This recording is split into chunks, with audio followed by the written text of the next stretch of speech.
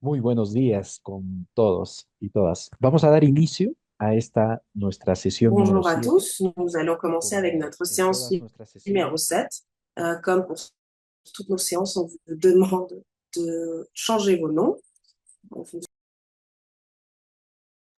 Pour la Bolivie, POL, pour le Brésil, BRA, pour Haïti, HCI et pour le Pérou, PER. Bonjour à tous. Dans la partie inférieure, vous allez pouvoir sélectionner la langue euh, dans laquelle vous voulez écouter cette présentation.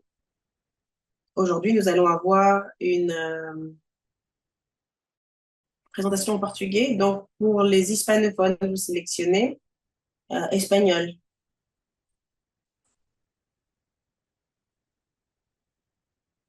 Euh, Comme lors de toutes nos séances, vous allez trouver le matériel dans la langue de votre préférence pour que vous puissiez suivre de la meilleure façon possible. Et ce lundi 21, nous allons avoir une séance additionnelle. On vous a dit cela il y a quelques séances. Nous allons avoir lundi prochain une séance additionnelle euh, pour compléter les projets pour le cours parce que lors de la séance 9, nous allons avoir une présentation pour notre forum et nous voulons que cette présentation fonctionne très bien et nous voulons que tous les pays aient l'information complète.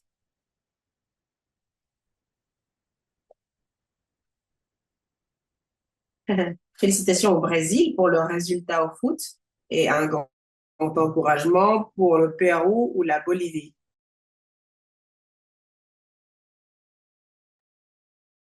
Donc, lors de la séance 7, nous allons parler des technologies pour le domaine rural. Et dans cette séance, nous nous trouvons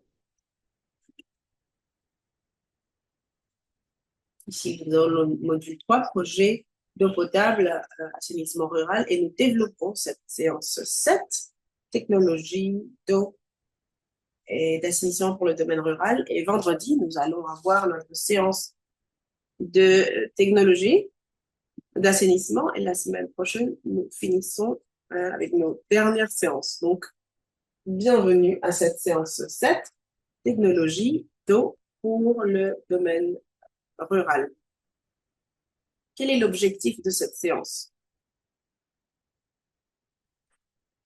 Nous cherchons trois aspects importants. Tout d'abord, de partager des critères techniques liés à la conception des systèmes en fourniture d'eau.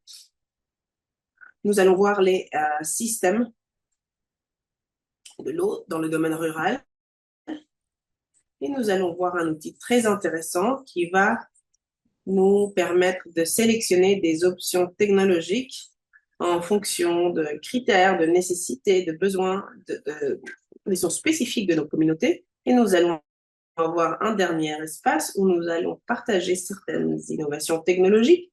Nous allons vous parler plus tard de ce dont on parle. Dans notre agenda, nous allons avoir ces deux contenus. Un premier espace, on va rassembler les savoirs. On va parler d'options technologiques, de critères.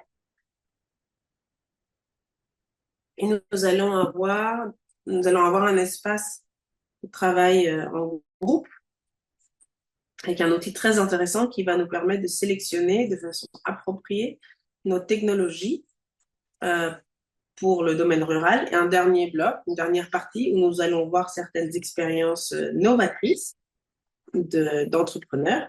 Nous allons voir une expérience au Brésil, une expérience en Bolivie et une expérience au Pérou liée aux métaux lourds.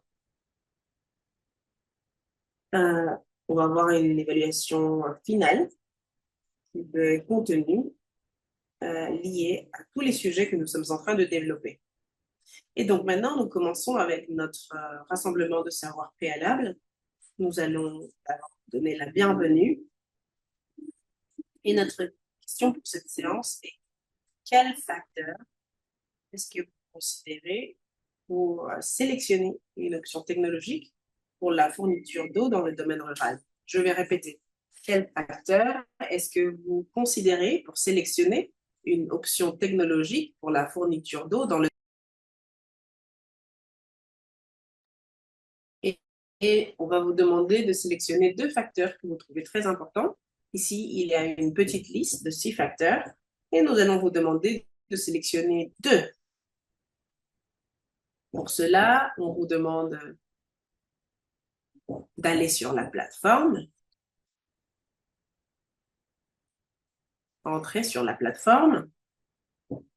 Sur la plateforme, vous allez voir vous allez entrer dans le module 3. Module 3. Dans le module 3, vous allez entrer à la séance M3, séance 7, que je vous montre ici. Module 3. Module 3, séance 7.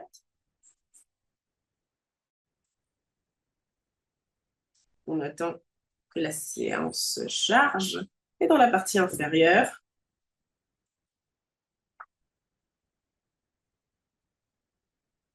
ici, nous avons les objectifs d'apprentissage, nous avons les contenus qu'on va développer. Il y a le matériel dans les 3 langues, en espagnol, en portugais et en français. On va aussi mettre les vidéos de cette séance, le matériel de lecture, et on vous demande à la fin de développer, de répondre à l'enquête. Pour la Bolivie, vous cliquez ici. Brésil, Haïti. Ce que vous allez trouver lorsque vous cliquez, c'est les alternatives et vous sélectionnez 2 d'entre elles, 2 alternatives que vous considérez sont 2 facteurs importants. Ici, vous voyez quelques résultats. Pour la Bolivie, est-ce que vous considérez que la population et la maintenance sont 2 des principaux facteurs pour la sélection d'une option technologique? Le Brésil, population et la disponibilité du flux d'eau. Haïti. Alors, le premier facteur, c'est la qualité de la ressource. Et dans le cas du Pérou, c'est le flux d'eau disponible, quantité d'eau disponible. Et nous avons pareil pour la topographie et population.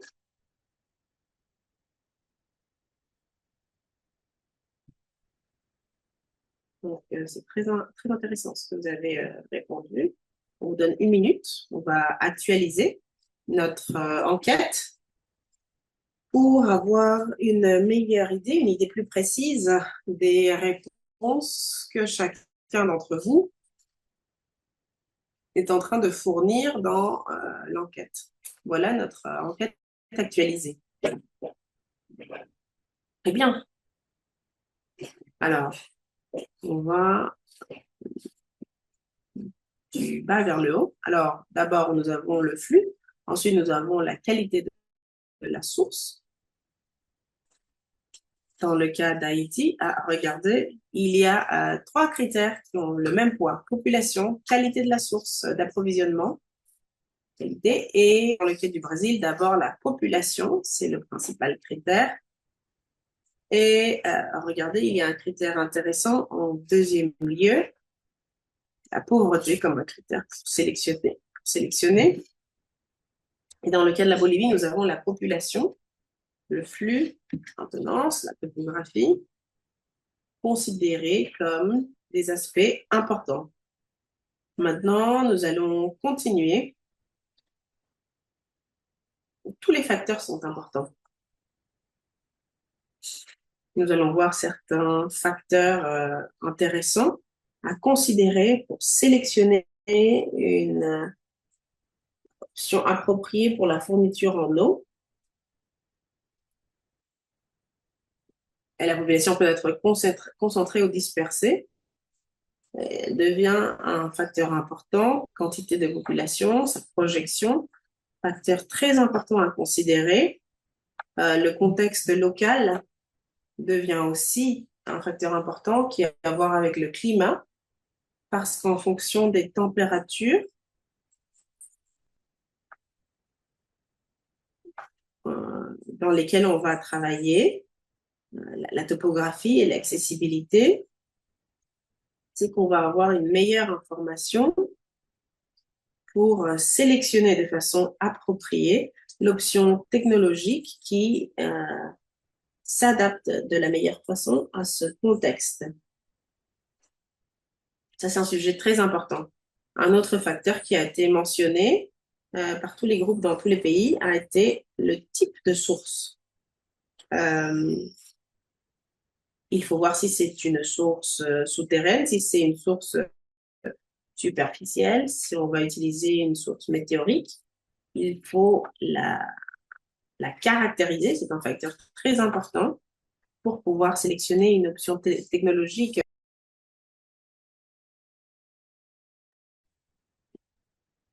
Et il y a aussi le flux disponible, qui est quelque chose que vous avez tous mentionné. Donc, la quantité d'eau qui peut être utilisée pour qu'elle soit appropriée pour l'option technologique. Et cette quantité doit être monitorisée parce que, dû au changement climatique et à la pluie, etc., je vais avoir une variabilité. Donc, c'est important d'analyser ce flux parce qu'il devient un critère important en relation au type de source. Nous savons qu'une source souterraine va avoir de meilleures superficielles. Je vais trouver une source avec plus de quantité et il faut voir la variabilité pendant l'année. Un autre sujet important qu'il faut prendre en compte, un facteur important, c'est la conduction de l'eau. En fonction de la localisation de la source, je dois utiliser la topographie du terrain pour travailler par des systèmes, pour travailler avec la gravité, ou est-ce que je vais devoir utiliser des équipements pour pomper? Ça, c'est autre chose qu'il faut prendre en compte. La qualité de l'eau est liée aux sources de fournisseurs et au contexte dans lesquels se trouve ma source. Est-ce que je vais devoir inclure le traitement? Est-ce que je vais devoir faire d'autres processus pour garantir de l'eau pour la consommation humaine? La maintenance requise est très importante aussi pour pouvoir avoir une idée de la complexité des opérations de maintenance.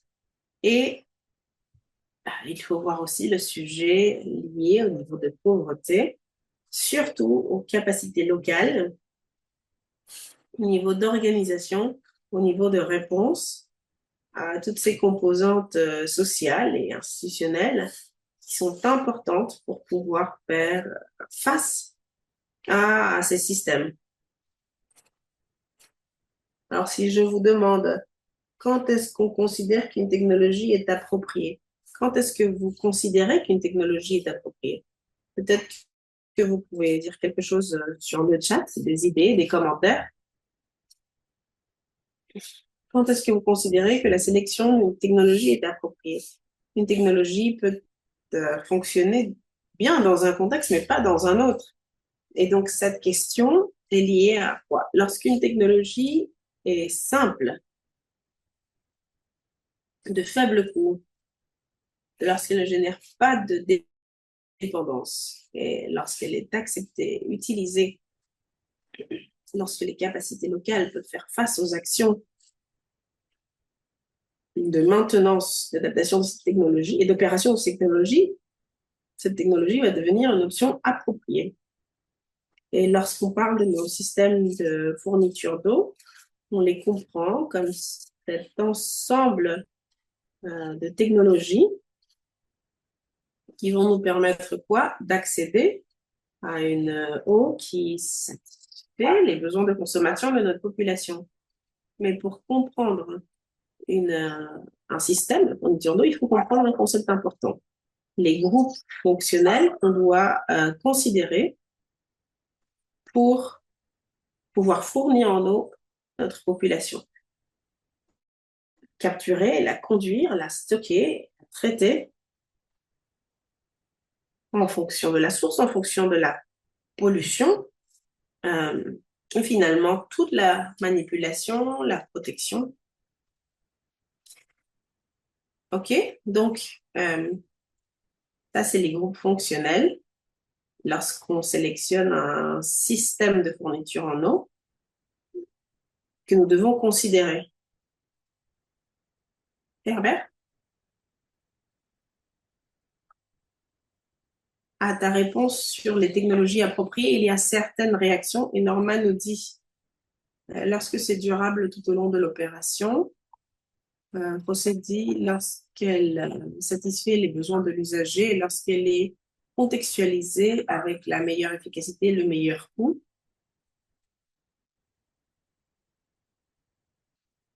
Lorsqu'elle a une capacité technique et opérationnelle, selon Carlos. Et ça, c'est des commentaires que je voulais juste mentionner. Excellent, merci beaucoup.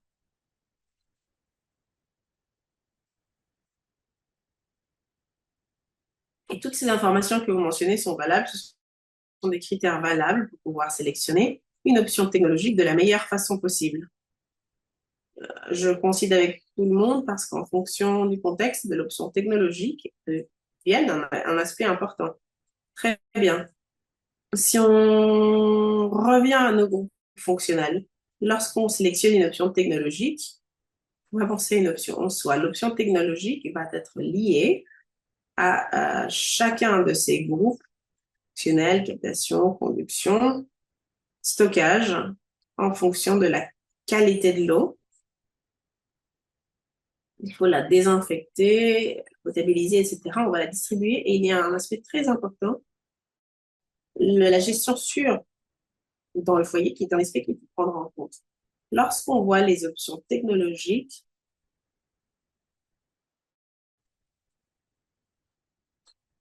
ici on a une pluie d'idées. Les options qu'on a en Bolivie, Pérou, en Haïti, beaucoup d'entre elles sont même normées, régulées. Et elles parlent des systèmes mineurs, des systèmes moyens, des systèmes majeurs, où nous allons trouver une variété d'options technologiques, comme la captation d'eau de pluie, comme les rassemblements collectifs, les systèmes par gravité,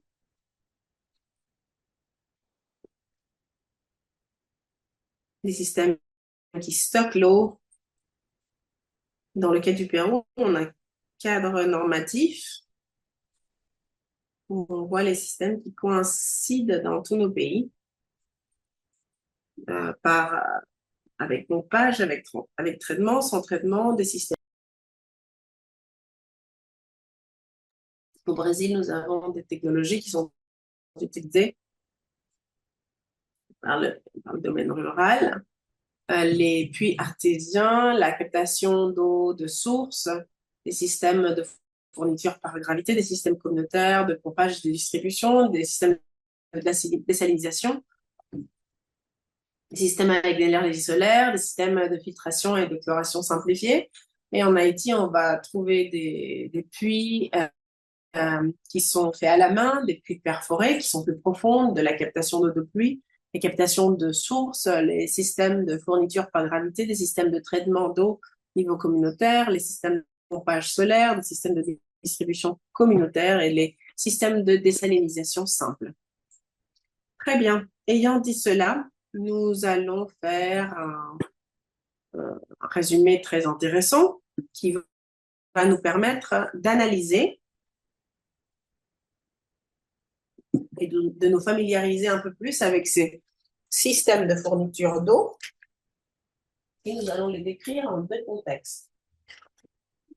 Nous avons pour la population concentrée et ce que nous avons pour la population dispersée, qui sont en les deux scénarios avec lesquels nous devons planifier, designer, évaluer, concevoir, etc.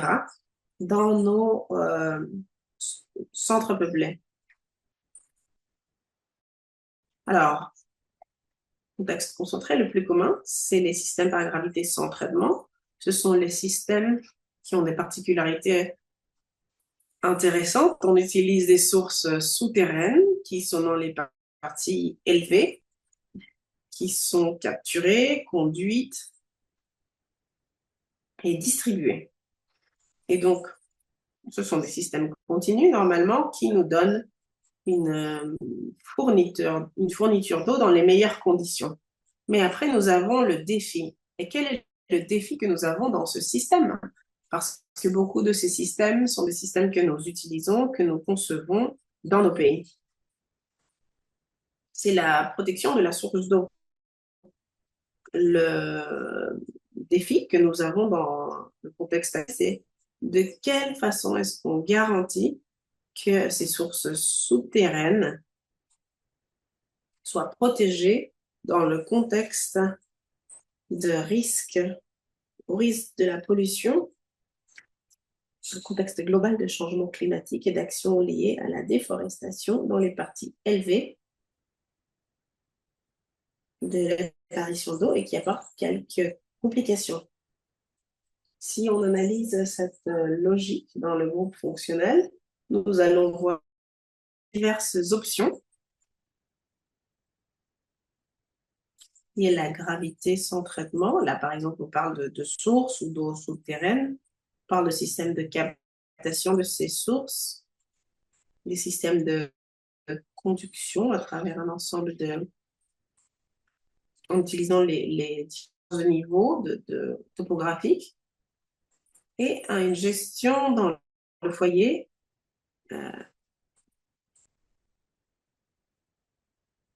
et ceci peut être fait dans le foyer ou avec alors regardez comment les groupes fonctionnels que nous avons mentionnés se trouvent clairement exprimés lorsqu'on parle de ce type de système de gravité sans traitement. Un autre système qui est très commun aussi au Pérou, par exemple, qui concerne 80% des systèmes ruraux. Après, on a les systèmes de gravité et avec traitement. Donc, on n'utilise plus de sources, on utilise des sources superficielles et normalement, elles ont deux problèmes. Dans une certaine époque de l'année, elles vont être plus troubles et normalement, en fonction de l'époque de l'année, elles vont être polluées ou pas, par exemple avec des coliformes. Et donc, elles ont besoin d'être capturées et conduites. Mais elles ont besoin d'être traitées, conditionnées pour être ensuite distribuées à la population. Et donc, ce type de technologie requiert plus d'investissement par rapport au premier type parce qu'il faut un traitement. Et quel est le défi que nous avons dans ce type de système pour garantir l'opération, la maintenance? Ceci devient le point critique et clé. Ceci nous montre que les plans de traitement qui ont été construits dans un domaine rural, et ici on va avoir des petites plantes de filtration lente, de filtration rapide. Le grand problème que l'on a et le grand défi que l'on a est qu'avec le temps, l'opération et la maintenance dans ce système n'est pas adéquate. Et si les plans de traitement ne fonctionnent pas de façon appropriée, la qualité, la quantité de l'eau ne va pas être appropriée non plus. Si on voit notre flux à travers nos groupes fonctionnels, notre source superficielle, on va la capter à travers des rivières, des lagons, on va la conduire avec des tuyaux, on va la stocker. Mais la particularité, les caractéristiques propres de cette eau est que nous devons la traiter. Système de filtration lente, avec le sable par exemple, système de filtration rapide. Nous allons utiliser des composantes chimiques, l'aluminium, d'autres polymères, et nous allons la distribuer Et finalement, nous allons la donner au foyer. Puis on va avoir une série d'options pour le traitement, pour la manipulation sur un quatrième type, les systèmes par pompage sans traitement, où nous utilisons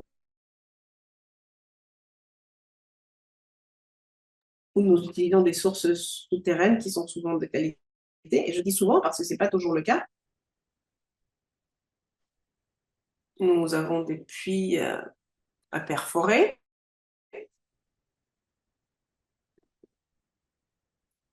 Et on les distribue à notre population.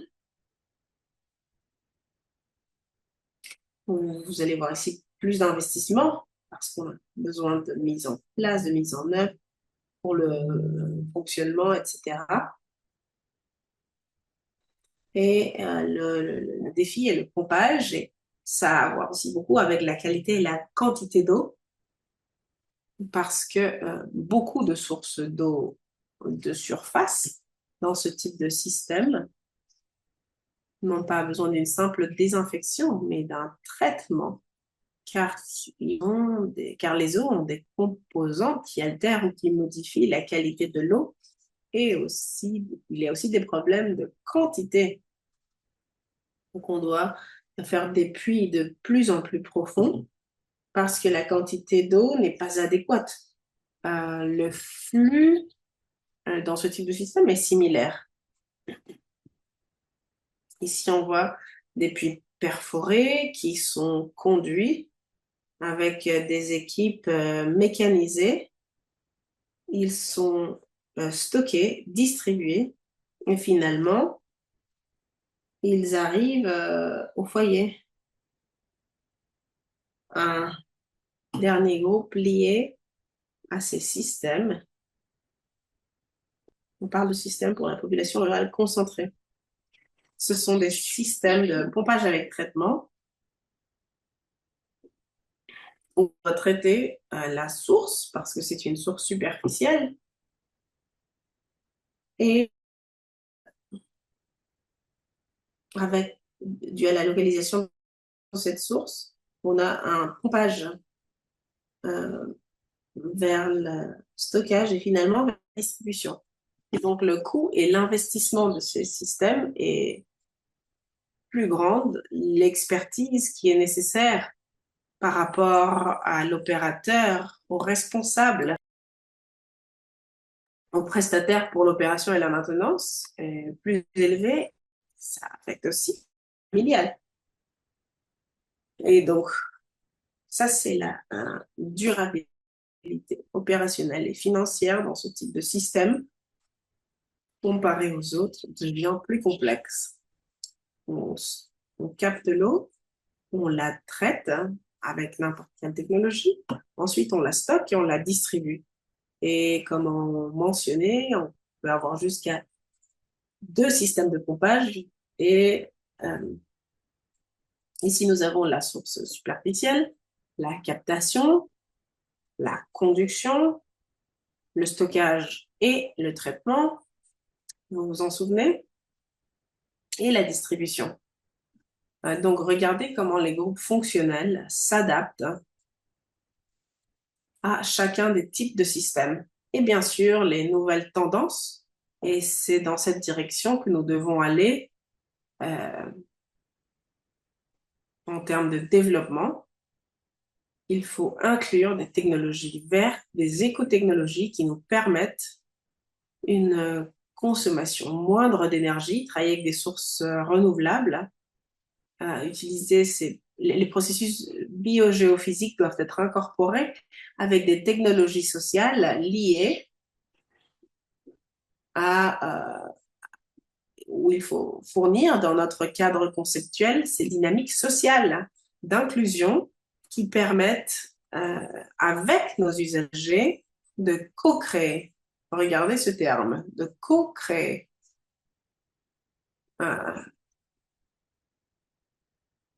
Participer à la sélection des technologies et avoir des options très intéressantes comme les options basées sur la nature qui sont une cumulation, comme vous pouvez le voir dans certains de nos pays. comme par exemple le design de ces plantes de filtration qui simulent ce que notre contexte naturel peut réaliser. Une filtration qui réalise les conditions de la nature. Ça, c'est les nouvelles tendances vers lesquelles on devrait prioriser nos interventions et nos conceptions. Mais voyons aussi la population rurale dispersée. Pour la population rurale dispersée, quel type d'options ou quelle gamme de technologies est-ce que nous pouvons opérer dans nos pays? Voici une première très habituelle, c'est cette protection de petites sources d'eau, des petites sources d'eau qui peuvent être des sources peu profondes que l'on doit pomper. C'est très commun d'utiliser des systèmes manuels ou des systèmes mécaniques de pompage, ou nous pouvons avoir des systèmes d'eau souterraine, de sources, comme vous pouvez le voir dans cette photographie, qui sont protégées, sont captées, sont collectées. On parle d'un foyer, et dans le meilleur des cas, ceci peut arriver au foyer, ou en tout cas, on doit faire une protection de cette source pour que l'usager puisse accéder dans les meilleures conditions. Il faut qu'elle soit protégée pour éviter qu'elle devienne un point d'accès pour les animaux. Il faut avoir un système de protection. Et regardez comment le groupe fonctionnel se complexifie, parce que maintenant, le groupe fonctionnel va requérir l'identification des sources si elle est souterraine, si le type de captation qu'il faut inclure, si c'est un puits perforé ou pas, comment on va le conduire, si on utilise un équipement motorisé ou la force humaine. Si on va faire un rassemblement manuel, regardez comment le flux, en fonction des conditions de contexte et en fonction des facteurs qu'on mentionnait avant, va inclure certains de ces groupes fonctionnels dans notre conception. Une autre technologie qui est très utilisée aussi pour les domaines ruraux dispersés sont les systèmes de captation d'eau de pluie dans lesquels on profite des toits et on a des systèmes qui ensuite permettent de noyer ces toits. Et après, aussi utilisé, adapté, dans le meilleur des cas, désinfecté par la famille. Mais le défi que nous avons pour ce système est de garantir la qualité et la fourniture continue parce que nous sommes soumis aux précipitations qui se passent dans notre zone d'intérêt. Et maintenant, nous avons aussi des études, des articles qui parlent de la présence de certaines composantes dans l'eau de pluie. Ça peut être dans l'eau parce que la pluie est acide, qui peut se présenter dans certains de nos contextes par pollution environnementale. Mais il y a aussi des articles où on a identifié les PFAS. Qu'est-ce que les PFAS? Ces composantes perfluoroalkylées qui, d'après ces études, ont été identifiées dans l'eau de pluie. En tout cas, c'est une option valable. C'est une option face à la faible disponibilité de la ressource. Nous pouvons avoir aussi ces petits systèmes artisanaux de puits de pompage. Ça peut être des puits creusés, des puits perforés, où nous allons utiliser une diversité de types de pompes. Et nous avons des expériences intéressantes dans nos pays d'utilisation de cette option technologique avec les pompes Flexi, les pompes Alni, les pompes Geyser, les pompes à cordes, une série et une variété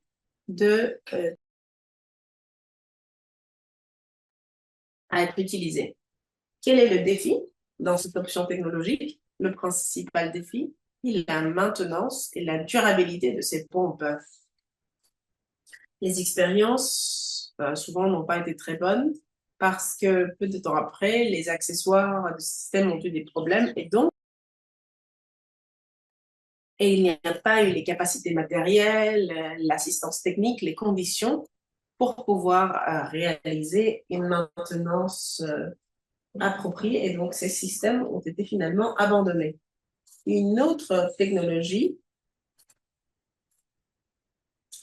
est cette filtration. Il y a une variété de technologies qui vont nous permettre de réaliser la filtration. Et beaucoup d'entre elles sont adaptées à un contexte rural dispersé. Les plus communes, sur lesquelles on a le plus d'informations, de recherches, de suivi, d'évaluation, c'est les biofiltres de sable. Ce sont des récipients qui peuvent être adaptés où on met plusieurs couches filtrantes, gravier, sable, etc. Donc, ce sont des conditions biologiques de filtrage. Et finalement, ceci nous donne une eau de meilleure qualité. Nous avons aussi les filtres céramiques, qui sont ces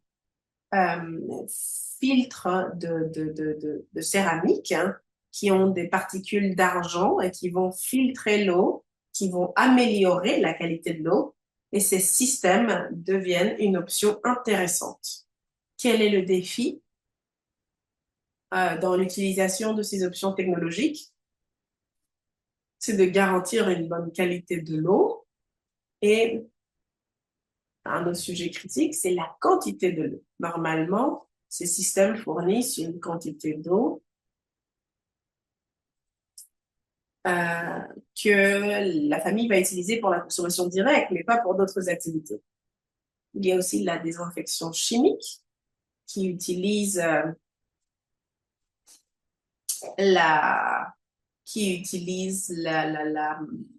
le chlore.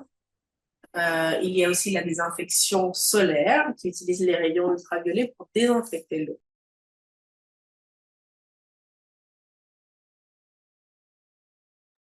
Et ici, pour finir, nous allons parler d'autres expériences que vous avez aussi. Les systèmes avec des pompes, des panneaux solaires, des systèmes éoliens, des équipes électromécaniques à combustion ou l'électricité, technologie, et ici une technologie très intéressante qui ne requiert pas de... ici c'est les pompes qu'on a, les pompes qui ont une différence de niveau et ici, on a une surélévation d'eau et c'est très intéressant. On n'a pas besoin de carburant ici. Ici, on a aussi des systèmes collectifs dans des communautés indigènes où on peut travailler avec des matériaux facilement transportables en kayak, en canoë, où c'est pas possible de transporter du ciment, par exemple. Et donc, on a utilisé ces systèmes de filtration lente en utilisant des tissus qui permettent le transport et l'utilisation. On a aussi les systèmes de traitement familiaux, les kiosques d'eau mutualisés qui ont des possibilités de traitement. Vous allez entendre une expérience très intéressante par rapport à cela. Et nous avons aussi des systèmes de traitement familiaux. Et ensuite, une diversité de filtres, avec des filtres de table, des filtres de domicile que l'on utilise dans nos pays. Voilà. Donc, quels sont les critères de conception que nous avons pour nos systèmes de fourniture en eau rurale? Nous avons un premier bloc où nous avons nos critères techniques. Ces critères sont communs. Ce sont des critères que nous utilisons comme le période de conception, on a la période de conception, on a la population pour laquelle on conçoit, on a la dotation en eau qu'on va donner à chaque personne par jour. Ça dépend des conditions climatiques.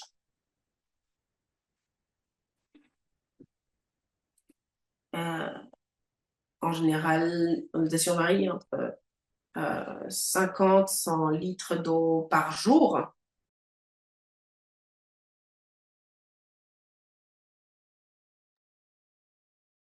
Ça dépend aussi des débits. Un autre critère important qu'il faut considérer dans le système d'eau, c'est comme on a le type de source, la performance, la qualité, le type. Ça devient un aspect important. C'est pour cela qu'on a les caractérisations, les mentions, pour considérer ces critères. Un autre aspect important, comme critère de conception, c'est la capacité opérationnelle et la maintenance qui va être requise par cette option technologique.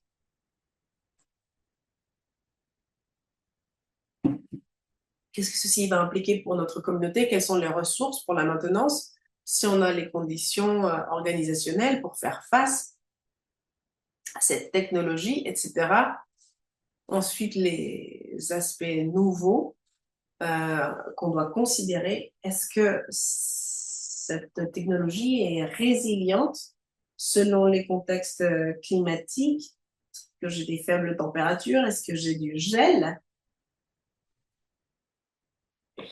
Donc, combien est-ce que cette technologie s'adapte au contexte où elle va être mise en œuvre? Quelle est la durabilité aussi économique et financière? Pas seulement la mise en œuvre, mais aussi les coûts d'opération et de maintenance. Et je dois avoir aussi le type et le modèle de financement nécessaire pour faire face à cette technologie. Et des aspects liés à la personne, à la gestion de risque, à l'adaptation au changement climatique, etc. Le sujet environnemental et social, participation de l'usager devient un aspect vital et important pour le bon fonctionnement de l'utilisation.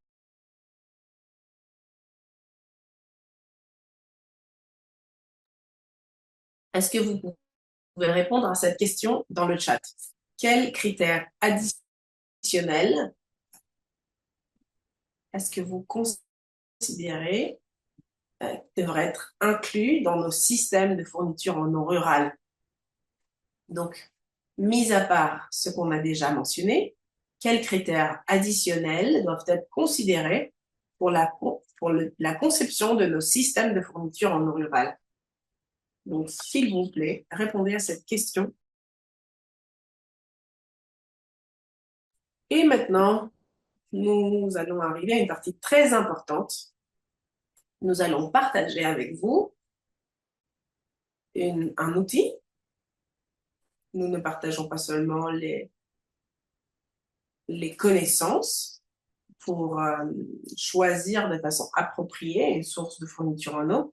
Nous partageons aussi une source pour sélectionner le système d'eau. Ça, c'est un outil développé par...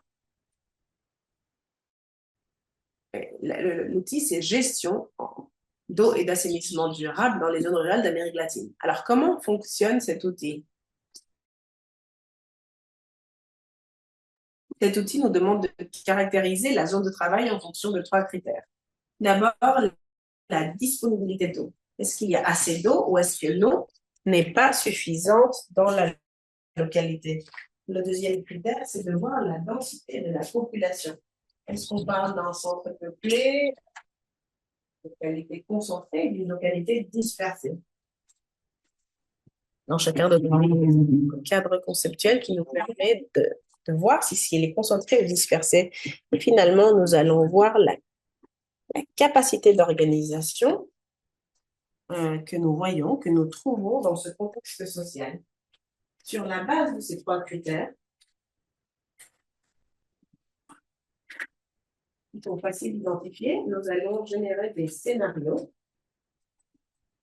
Alors, d'abord, j'identifie ces trois critères et en fonction de ces trois critères, j'identifie les scénarios que l'outil va présélectionner.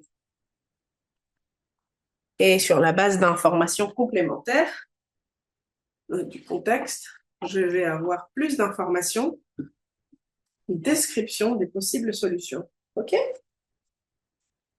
Où allez-vous trouver cet outil? Dans ce lien, souvenez-vous, eau et assainissement rural, eau et assainissement rural.info.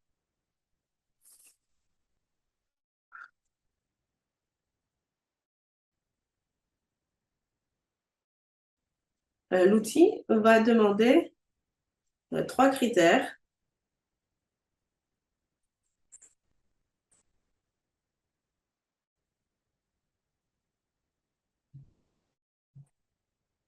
On nous demande quelles sont les capacités et quelles sont les ressources dans cette localité, dans cette zone, dans ce centre peuplé. Et finalement, on va nous demander comment est la disponibilité de l'eau pour pouvoir générer le scénario approprié de sélection de technologie. Herbert, peut-être avant de continuer, ils ont parlé de comment les critères additionnels inclure des termes de durabilité dans les systèmes et la capacité et la volonté des usagers de payer par le système, pour le système. Très bien. Très bonne information. Donc oui, critères complémentaires à considérer pour améliorer la conception de nos systèmes. Très bien. Merci beaucoup, Nancy. Une information très intéressante. Et nous revenons à notre outil. Donc, dans notre outil, nous allons vous souvenir des fonctionnels. Donc, en fonction du type de si on part d'une source superficielle ou souterraine, on va trouver une information à détail. Par rapport à la captation, nous allons trouver une diversité d'options technologiques. Est-ce que c'est de l'eau de pluie? Est-ce que c'est des sources? Est-ce que c'est perforé? Est-ce que c'est creusé? Est-ce que ce sont des galeries filtrantes, etc. Et ensuite, conduction, nous allons voir si c'est à travers tuyauterie, par pompage motorisé, par pompage manuel, stockage, potabilisation, désinfection. Nous allons voir ces systèmes de stockage, sable de filtration rapide par sable, coagulation, flocculation et séparation, sédimentation, chlorinisation, filtration lente, ça c'est très lié à ce groupe fonctionnel. Et ensuite, pour la distribution, est-ce que c'est du transport manuel? Est-ce que c'est un pompage d'eau manuel? Est-ce que c'est un pompage d'eau motorisé? Est-ce que c'est une redistribution communautaire? Donc, je vous montre les solutions technologiques pour chaque groupe et cette information est l'information que nous allons trouver dans l'outil. Et finalement, comment est-ce qu'on fait cette gestion sûre dans le foyer? Est-ce que c'est un stockage sûr de l'eau, des fils de céramique, etc. Toutes les options possibles. On va voir l'outil.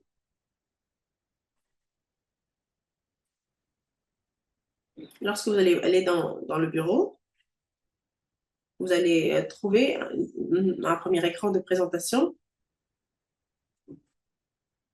pour les collègues du Brésil et pour les collègues d'Haïti. Facilement, nous allons pouvoir traduire toute l'information. On espère que vous avez des navigateurs comme le Chrome, Google Chrome.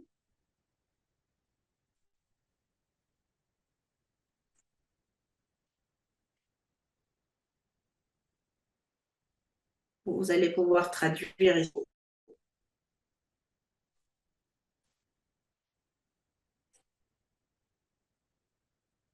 Et vous allez mettre ici choisir une autre langue. Si par exemple je choisis portugais et je traduis.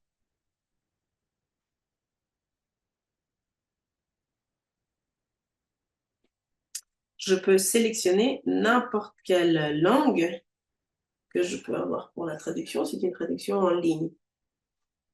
Donc, pour l'utilisation de cet outil, dans votre langue de préférence,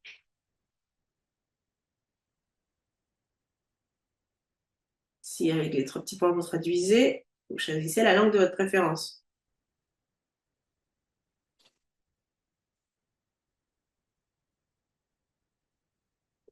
Donc, vous pouvez choisir la langue de votre préférence.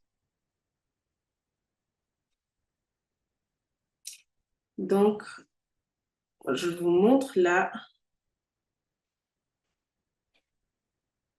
L'outil nous permet d'identifier ces 3 critères. Quel type de population? Je vais présélectionner. Je suis dans une population concentrée. Les capacités et les ressources sont des moyens élevés. La disponibilité d'eau que j'ai est suffisante. Donc, je génère le scénario. Je clique. Et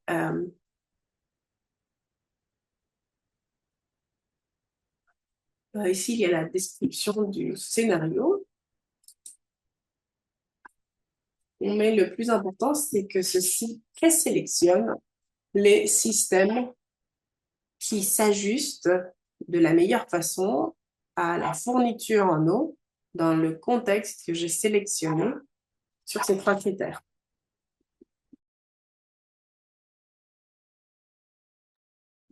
Ici, j'ai la fourniture communautaire et ici, vous allez trouver le groupe fonctionnel spécifique, cette option.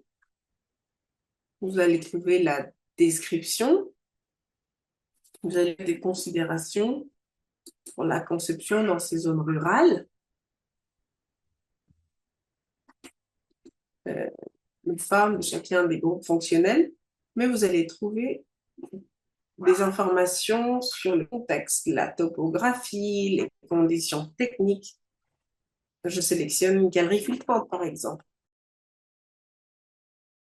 Et ce que je vais trouver, c'est l'information, le détail de ces galeries filtrantes. Le résumé exécutif, les avantages, les désavantages de cette option technologique, un aspect de présentation, information graphique qui va me permettre d'avoir accès, comprendre de meilleure façon la technologie, considération de design, de conception pour les galeries filtrantes et de l'information référentielle liée à l'opération, à la maintenance et l'information référentielle que vous pouvez télécharger en PDF, par exemple, et d'autres informations à travers des lectures complémentaires. Donc, ce que je vous montre aussi, ceci va me permettre d'avoir des connaissances sur la technologie en fonction du groupe fonctionnel.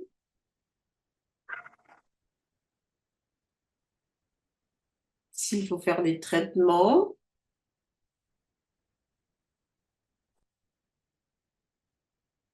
donc je vais trouver toute cette information, des considérations de conception, des avantages et désavantages, cette option technologique en particulier.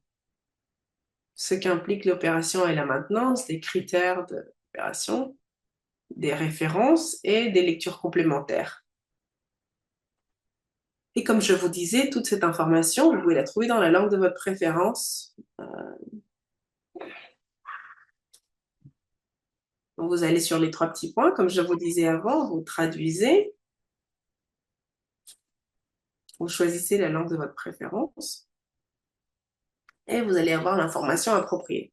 Qu'est-ce que vous avez pensé de cet outil? Intéressant, n'est-ce pas?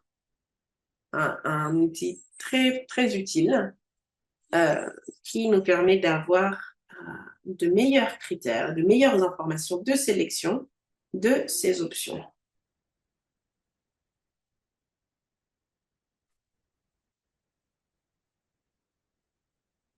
Vous pouvez ouvrir le micro, le rendre pour participer, et sinon, on passe à notre travail de groupe. Dans notre travail de groupe,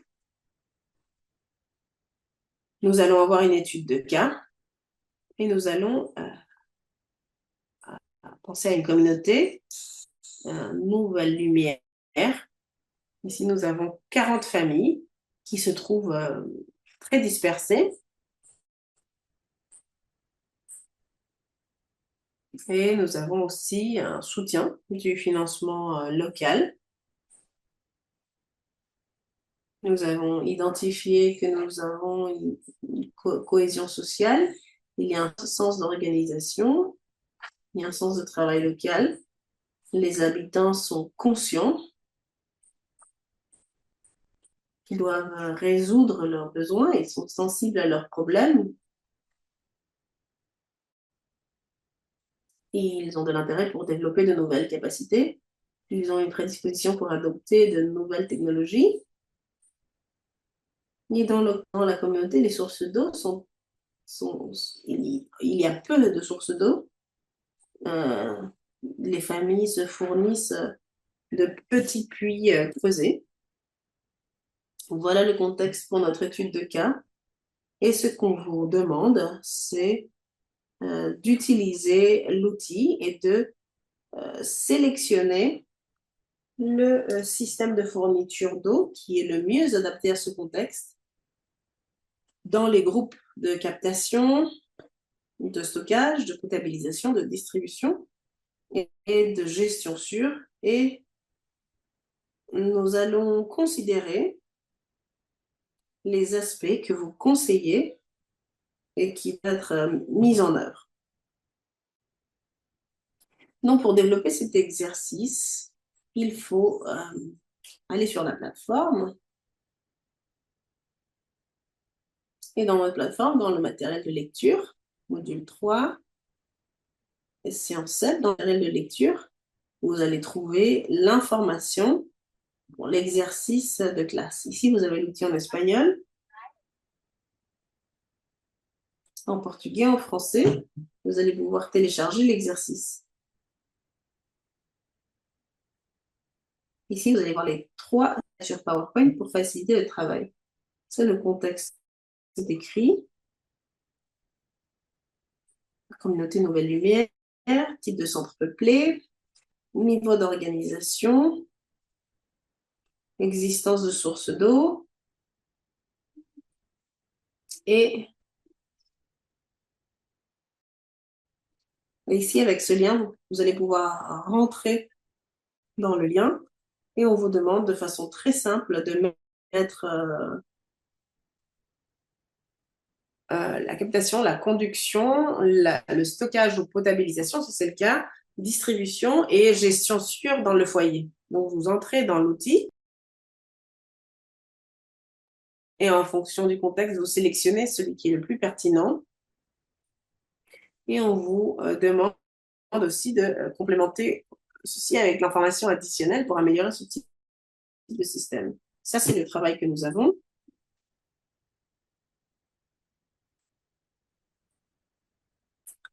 Et à l'interne, les facilitateurs vont vous orienter davantage. Ça, c'est le lien auquel vous allez accéder. On vous demande de télécharger ceci. Ensuite, on va aller au groupe.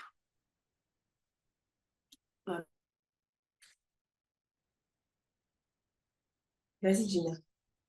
Entendemos y en muchos de los grupos posiblemente la información, digamos, no era muy completa como para... Alors, ça, c'est l'étude de cas que nous avons vue, un centre peuplé avec 40 familles,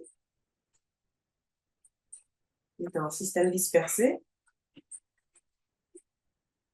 Donc, il y a un système de fonctionnement avec le soutien du gouvernement. Il y a une cohésion sociale, les habitants sont conscients de leurs besoins et leurs problèmes.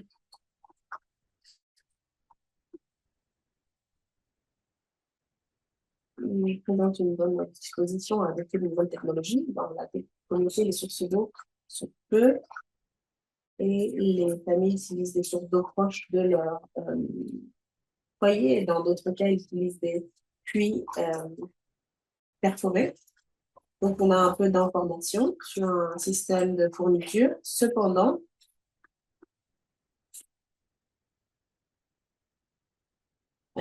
on peut aussi avoir d'autres considérations sur un meilleur système de traitement.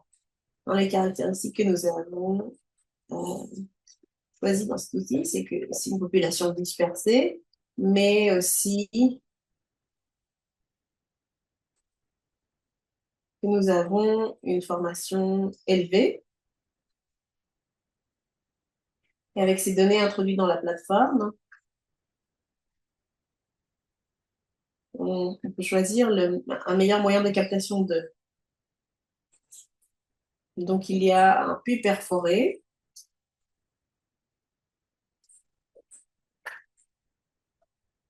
Ensuite, par rapport au stockage, nous avons aussi un tank de stockage élevé.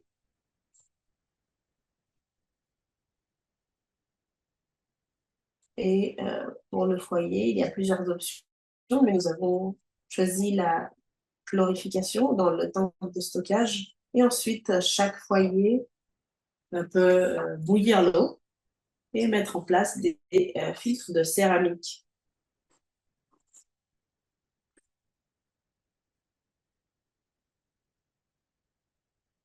On a indiqué que comme c'est une zone de population dispersée, on peut considérer la construction de systèmes individuels avec la production avec les sources. Peut-être qu'on n'a pas d'énergie électrique dans le secteur, donc on peut penser à la mise en place de panneaux solaires pour réduire les coûts que signifie avoir de l'énergie électrique. On peut aussi considérer la mise en place de filtres dans les foyers pour garantir la qualité de l'eau. On pourrait aussi mettre en place la formation pour le système de pompage pour qu'il soit durable au fil du temps pour la communauté. Donc voilà ce qu'on a travaillé avec le groupe. Merci Gina. Il y a un sujet intéressant ici. Lorsqu'on a vu la photo, on a assumé que la population était dispersée, mais il y avait un groupe famille avec un certain niveau de concentration. C'est vrai qu'on a vu un système concentré, mais ce qui est intéressant, c'est ça. L'outil ne va pas te donner une seule possibilité. Tu vas pouvoir conjuguer une série de possibilités. Peut-être que le Pérou est prêt.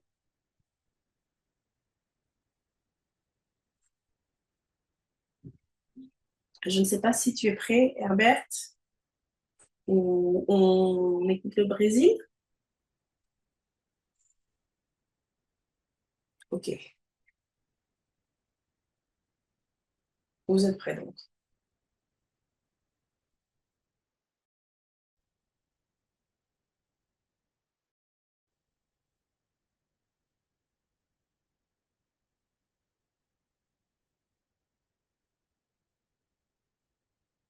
C'est bon? Bien. Alors, ce que nous avons développé par rapport aux caractéristiques de ce lieu, nous avons considéré un système mixte qui considère comme captation les puits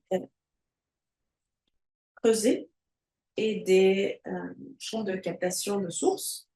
On prévoit aussi l'installation de panneaux solaires et pour les sources, la gravité, l'utilisation de la gravité.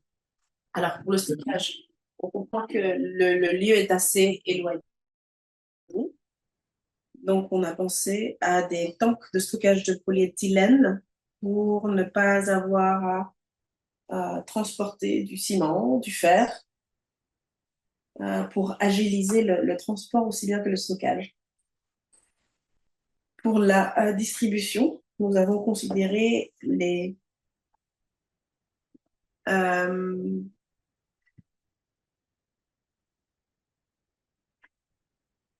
pour les populations, pour les secteurs qui sont plus consolidés, on peut considérer des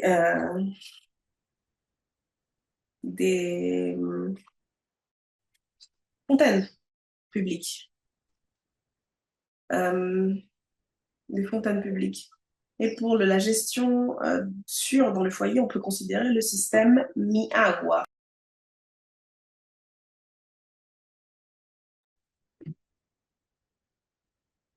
Les considérations à prendre en compte sont la protection des sources d'eau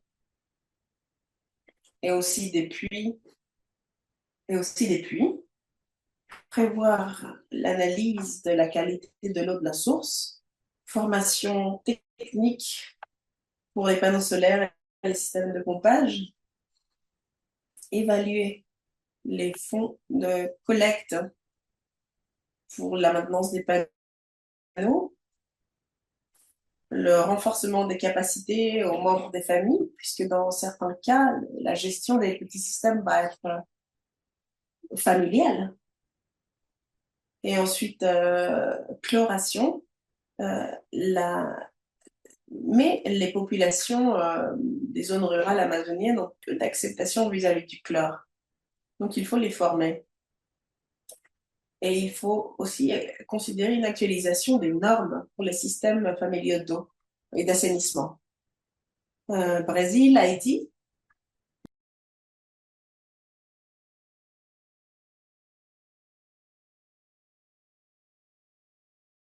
Alors, Brésil, allez-y.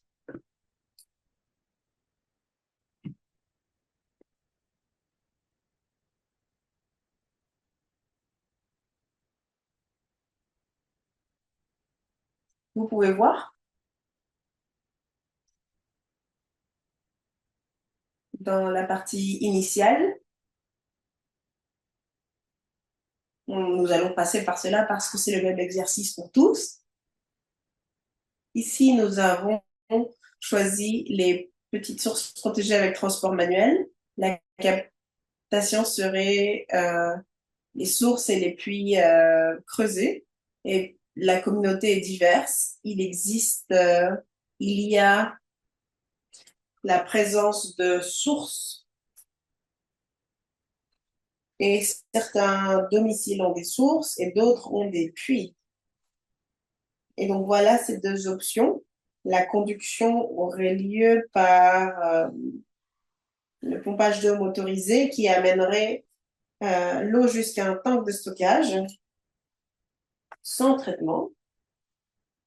Et ici, on a la réserve de façon individuelle, le stockage de façon individuelle.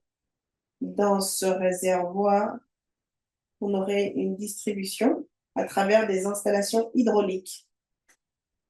Et la gestion sûre aurait lieu dans les foyers à travers les filtres de céramique et à travers la chloration. Par rapport aux considérations additionnelles, on croit que c'est important que la communauté fasse partie des décisions, que le personnel soit formé en termes de santé et dans l'utilisation appropriée de l'eau, et aussi dans la protection des sources, qui est très importante. Ça, c'est notre information de façon très résumée. Très bien, merci beaucoup. Merci beaucoup au groupe du Brésil. Haïti, je ne sais pas si vous avez pu finir. Vous nous confirmez, s'il vous plaît?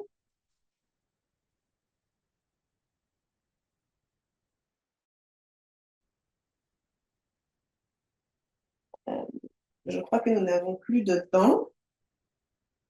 Simon, tu nous confirmes?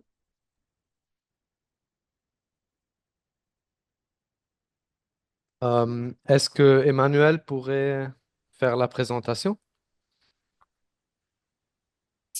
Euh,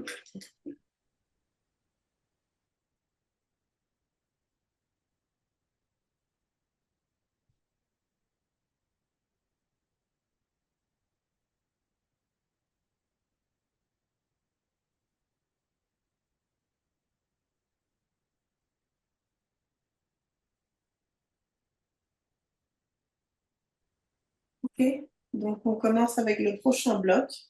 On vous remercie pour exercice, cet exercice qui nous a permis de comprendre l'utilité de l'information dans la présélection.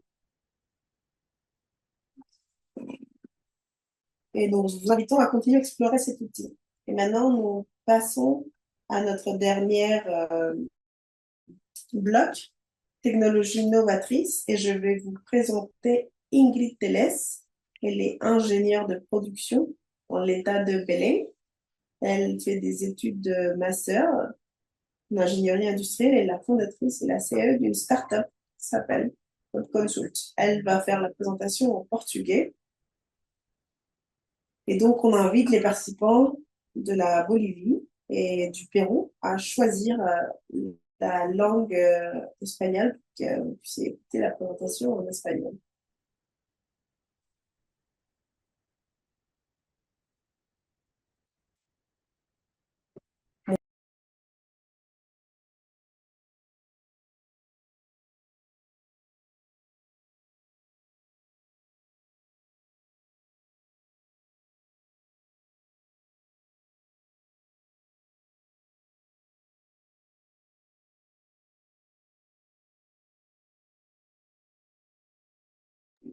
Tu peux y aller. Je n'arrive pas à voir la présentation. C'est vous qui allez la mettre, n'est-ce pas?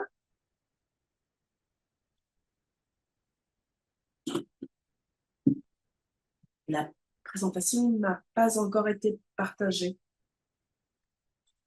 Est-ce que vous pourriez la mettre sur l'écran, s'il vous plaît?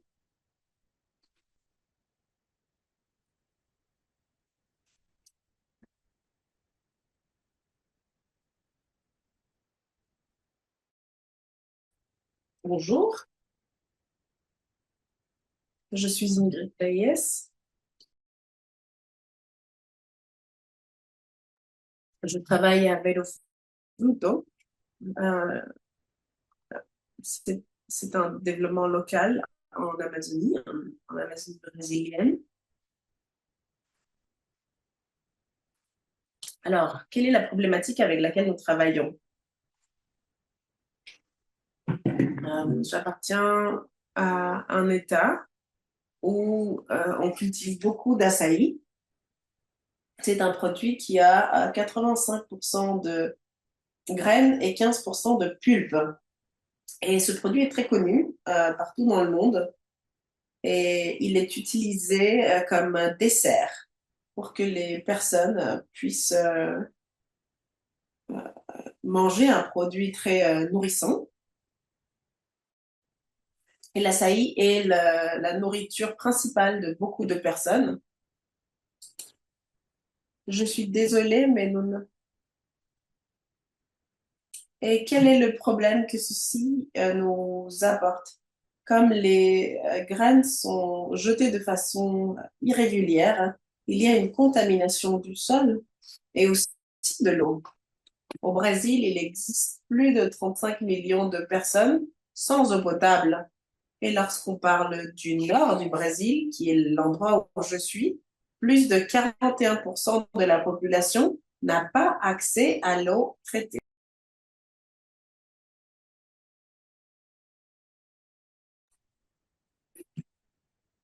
Dans un de ces lieux, on a l'île de Combo où nous avons notre centre pilote à 6 kilomètres de distance de la capitale de Belém. C'est une île qui est entourée d'eau douce, mais cette eau est contaminée par les agents microbiologiques.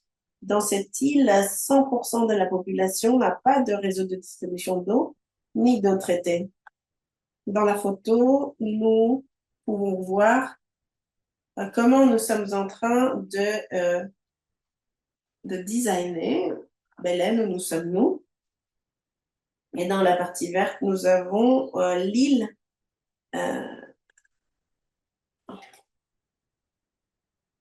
Alors, comment est l'accès à l'eau dans cette île?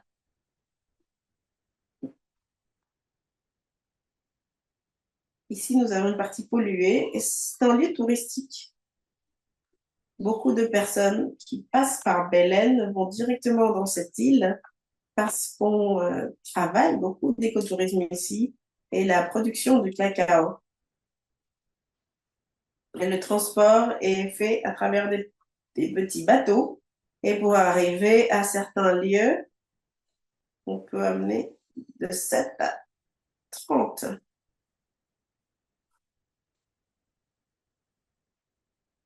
Mais un des principaux défis que nous avons là-bas, c'est l'accès à l'eau potable, puisqu'il n'y a pas de réseau de distribution et de traitement, même si c'est un lieu touristique.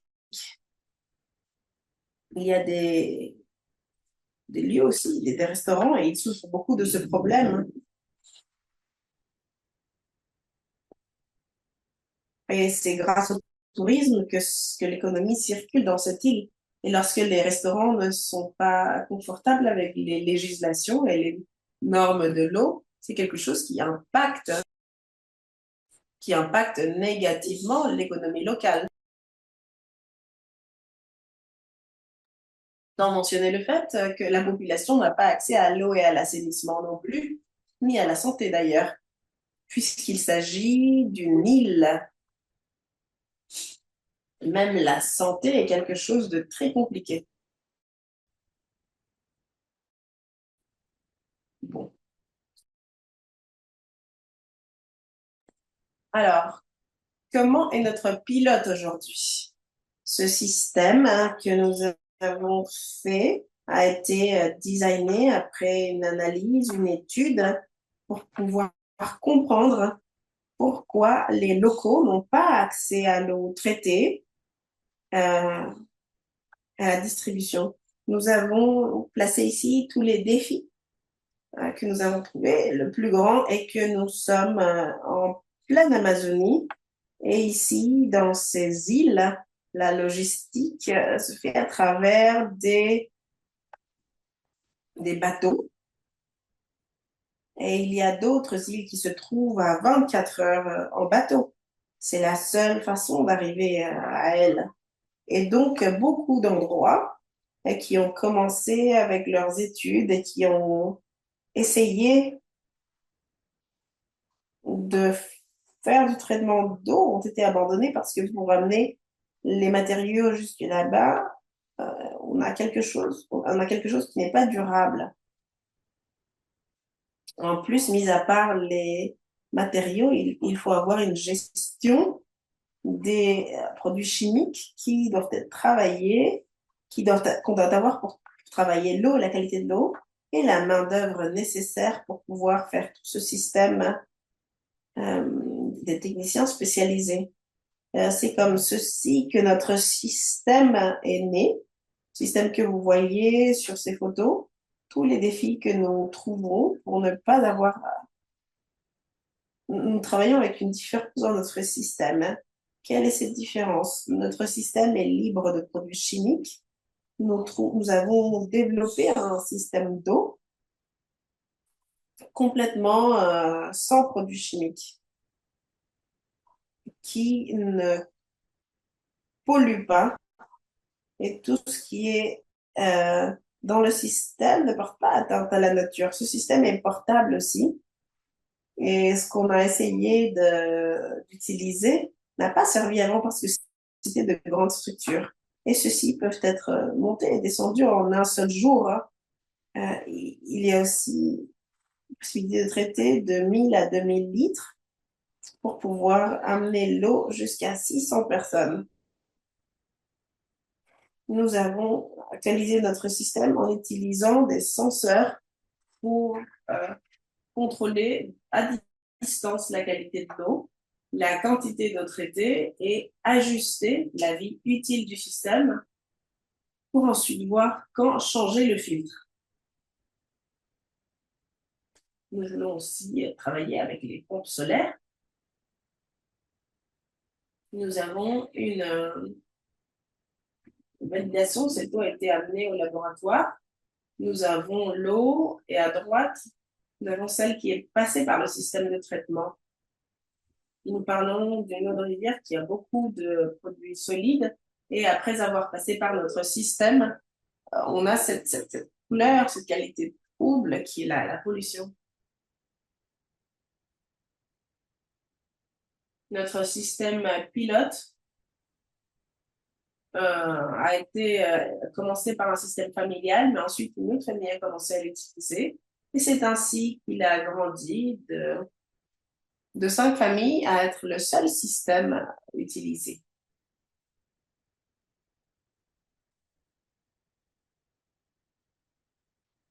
Il y a un grand potentiel pour utiliser ces technologies dans les zones rurales et nous allons être à Quilombo, comme vous pouvez, Quilombo San José à Amapa, c'est là, près du Para. Nous allons amener cette technologie et toute cette technologie.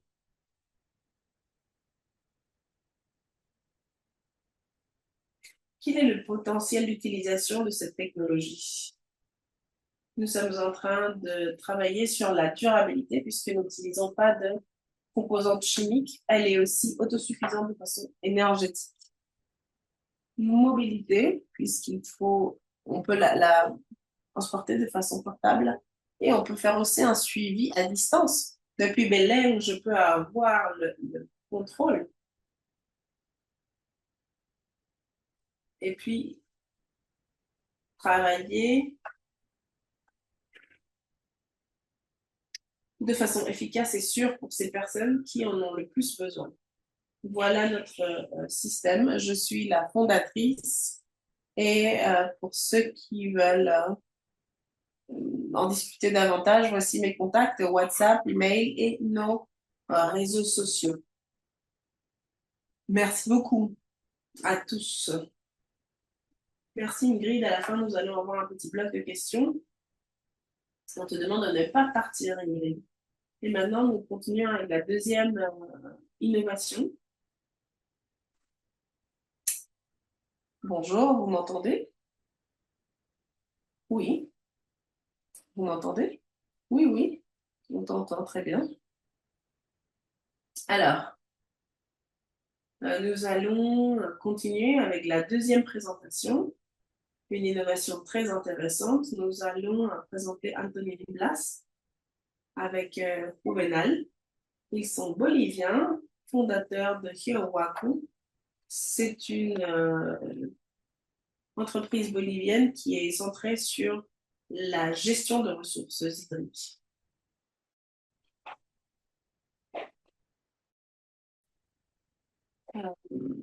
Je vais être en charge de réaliser la présentation. Nous sommes une entreprise bolivienne qui est en charge du monitoring de ressources en eau à travers la détection. Nous sommes Hirowaku.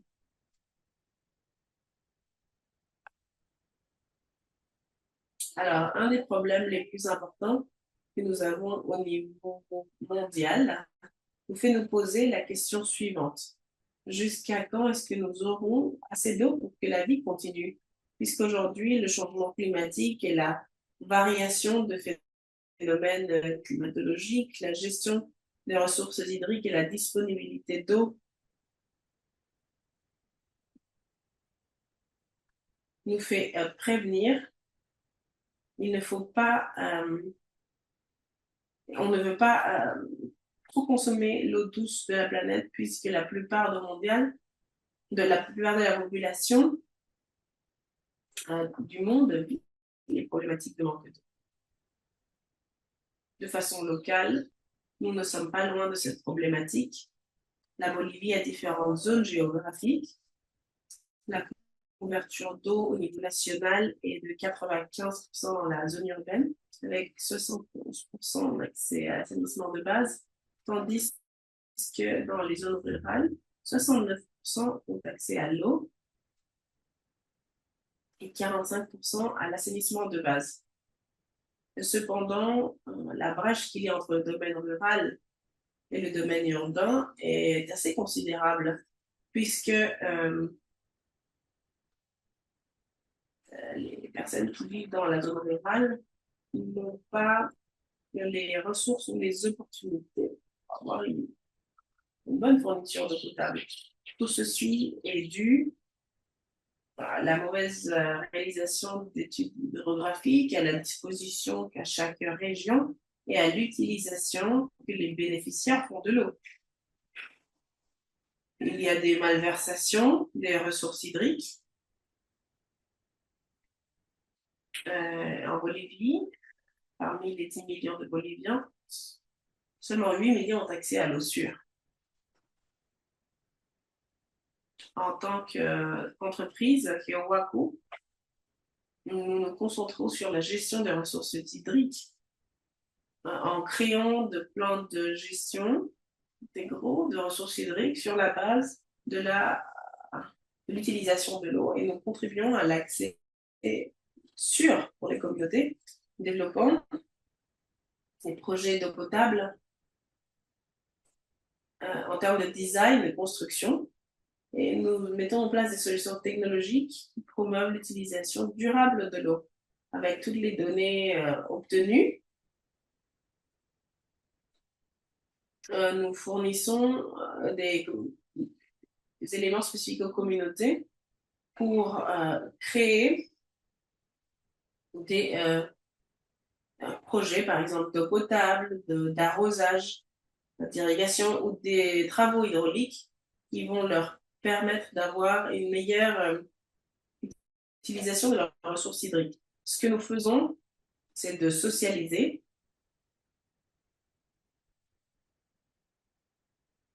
nous identifions les points clés, les sources d'eau, nous prenons des points de référence et nous commençons avec la détection, le travail à distance. Pourquoi est-ce que nous considérons que ceci est une innovation? Parce qu'en Bolivie, il n'y a pas d'entreprise qui fournit ce type. Puisque les entreprises que nous avons utilisent la méthodologie fonctionnelle. Nous faisons de l'ingénierie, de l'analyse de données, l'analyse de données météorologiques, les outils d'information géographique et surtout l'information de satellite pour pouvoir réaliser un bon travail de détection et ainsi déterminer la disponibilité des ressources en eau de surface et sous-superficielle dans certaines régions d'études. Aujourd'hui, dans l'ère digitale, dans l'ère moderne dans laquelle nous vivons, nous devons prendre en compte certaines choses. Il faut travailler avec l'information appropriée, les outils appropriés. Ça, c'est la clé pour pouvoir optimiser le temps de planification des projets. Il faut avoir les données nécessaires pour réaliser une proposition pour un projet. Optimiser le temps en 50%, sans laisser de côté les aspects techniques, économiques et sociaux. Alors,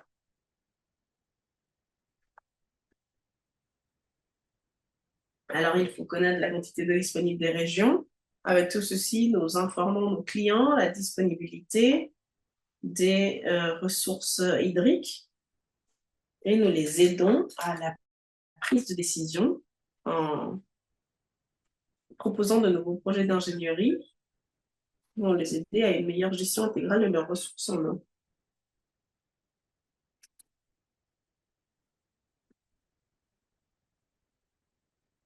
Alors, nous avons vu qu'en tant qu'entreprise, nous optimisons le temps d'étude dans les zones entre 50 et 60% en utilisant la détection et le monitoring.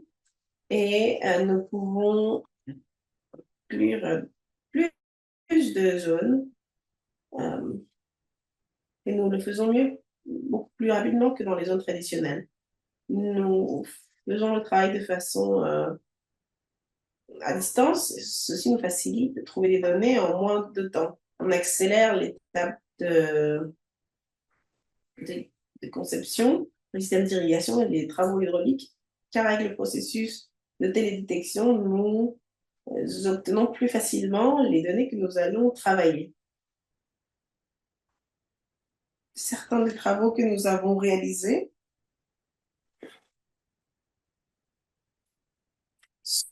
sont l'amélioration et l'élargissement du système d'eau potable et des tanks de stockage de la communauté d'Alcasi dans le département de Potosí. C'est une communauté qui se trouve dans les hauts plateaux.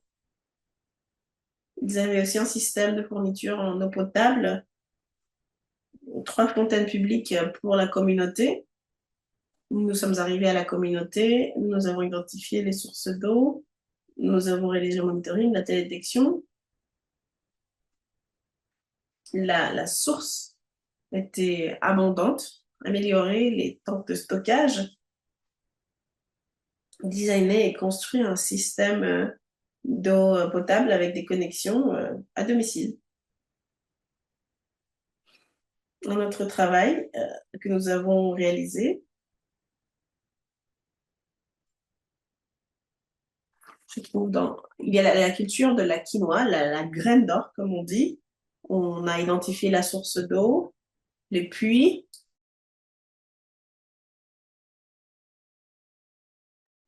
On leur a proposé de construire un tank et avec la quantité d'eau qu'ils avaient, on pouvait aussi élargir la surface de culture de quinoa. C'est un autre travail que nous avons réalisé.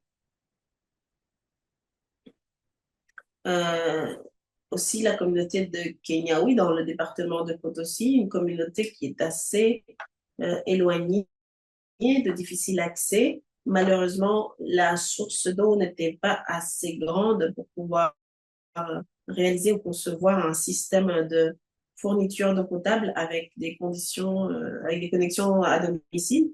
Et on leur a proposé de construire des tanks de stockage pour qu'ils puissent stocker de l'eau pour les moments de sécheresse. Ce que nous cherchons maintenant, c'est d'augmenter le nombre de personnes bénéficiées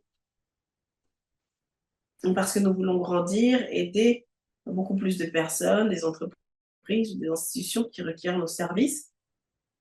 Nous trouvons dans le processus d'automatisation de monitoring avec l'application de l'intelligence artificielle. On entend parler beaucoup d'utilisation d'intelligence artificielle. Nous sommes une entreprise technologique et nous sommes avec ces technologies pour pouvoir en profiter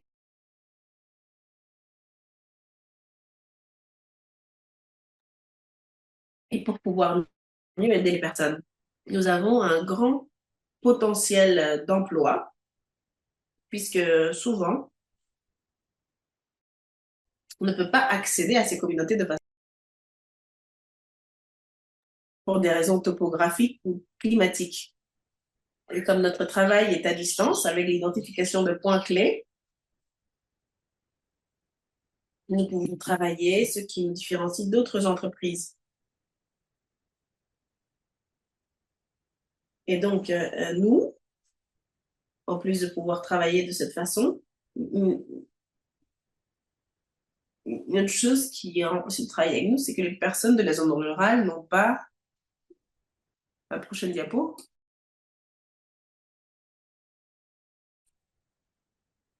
Un autre facteur qui fait qu'on peut être choisi, c'est que nous réduisons les coûts. Parce qu'une étude topographique dans une zone très large cible beaucoup de fonds.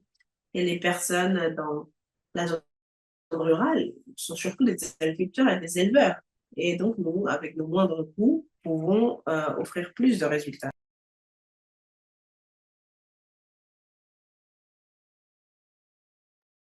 En utilisant le suivi par satellite et l'analyse prédictive climatologique, nous pouvons anticiper aux événements climatiques futurs qui pourront affecter les sources d'eau pour pouvoir informer nos clients ou nos bénéficiaires sur comment ils peuvent utiliser l'eau disponible lors des différentes saison de l'année. Nous sommes Waku, solution à votre portée.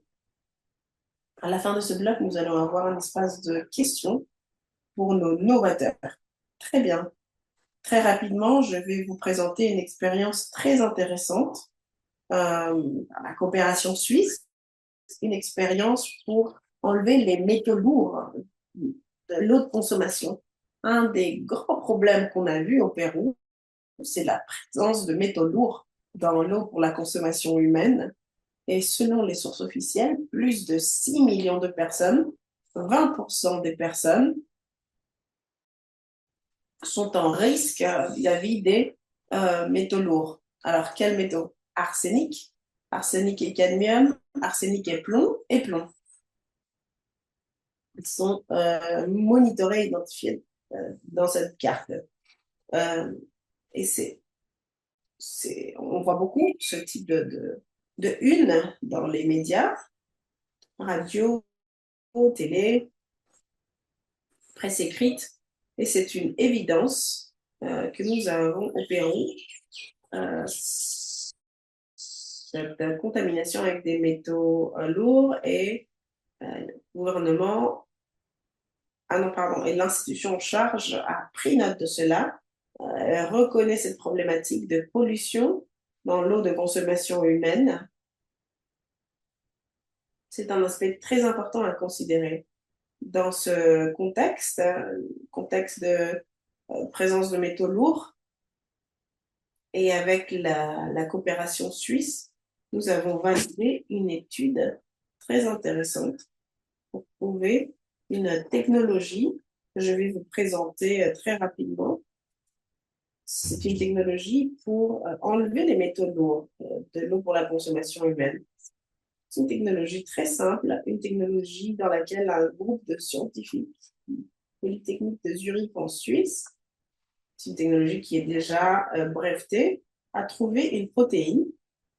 Cette protéine dans le lait de vache, que l'on consomme tous d'une façon ou d'une autre, qui a une grande capacité d'absorption.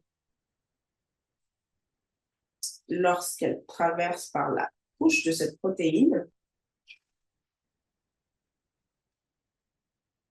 l'arsenic, le plomb, le cadmium, etc., va avoir une très bonne efficience dans le traitement. Cette technologie est déjà commercialisée. C'est une technologie qui est utilisée surtout dans les filtres à domicile, qui s'installent dans les robinets des maisons. Il y a une capacité de rémotion, une capacité de traitement entre 4000 et 8000 litres pour être remplacée. Une cartouche est remplacée chaque année. On peut voir le coût de traitement par litre d'eau. Et il y a une autre présentation de cette technologie dans un matériau transgranulaire qui permet l'élimination de métaux lourds. Et on a démontré qu'un kilo de ce matériau peut traiter entre 40 et 70 mètres cubes d'eau. Donc entre 40 000 et 70 000 litres d'eau qui peuvent être traités par 1 kilo de ce matériel. Et ici, vous voyez le coût de cette technologie. On a commencé à valider cette technologie au niveau domiciliaire. Plusieurs prototypes. Vous vous souvenez, lorsque Léonella a présenté le design, le prototype, on a suivi exactement cette même logique. Une série de prototypes pour voir quelle avait la meilleure option, le meilleur rendement, les meilleures conditions, la meilleure acceptation, etc. Avec une participation de la famille, une motivation, une évaluation par l'usager, et les résultats ont été très intéressants. La limite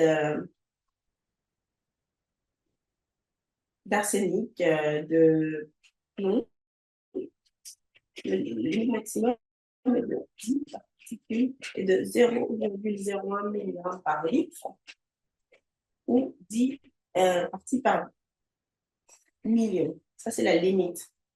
Et l'eau, dans ce cas-là, présence d'arsenic, regardez les registres. Tout excédait la limite permissible. Ça, c'est la limite maximale permissible. Et l'eau, son traitement était très au-dessus. 30 fois en termes de présence d'arsenic.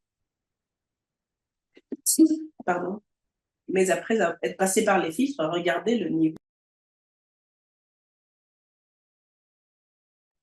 Dans le traitement de l'eau. Voici les expériences qui ont fait continuer avec la validation, mais à plus grande échelle. C'est pour ceci qu'on a pensé à des petites plans de traitement dans les kiosques d'eau. Ça, c'est une plante qui fonctionne depuis plus de 3 ans dans un centre peuplé, dans une zone rurale du Pérou, dans laquelle on a conditionné l'eau parce que c'est une eau de surface